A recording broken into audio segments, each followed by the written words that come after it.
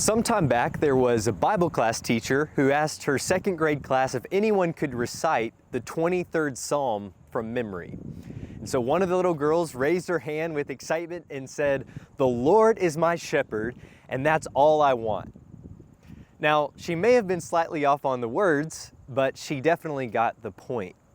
The question is, do you really want the Lord as your shepherd? Is He all that you really want? Or do you prefer to be led by something else, led by your emotions, your desires, your ambition, or self-will? Psalm 23 is a prayer of adoration where David takes us on a journey to experience the goodness of God as our shepherd. In verses 1 and 2, he starts by talking about God's provision. He makes me lie down in green pastures and leads me beside still waters, and He restores my soul. This is about more than just physical provision.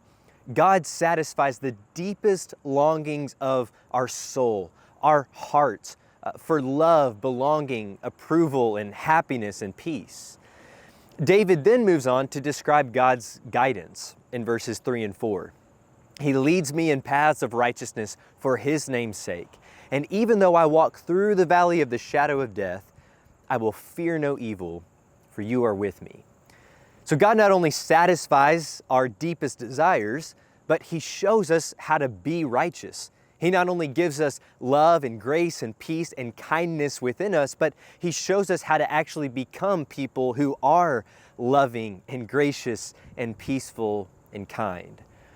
And apparently that means walking fearlessly through the valley of trouble and heartache and death, trusting that God is with us and that each trial is just another step along that path of righteousness through which God leads. Finally, in verses 5 and 6, we find three movements. David goes from being led through the valley of the shadow of death to dining at the table in the presence of his enemies. David goes from having his soul restored within him to his cup overflowing around him.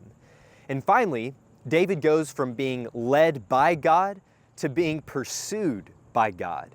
Surely goodness and mercy will pursue me all of my life, and I will dwell in the house of the Lord forever.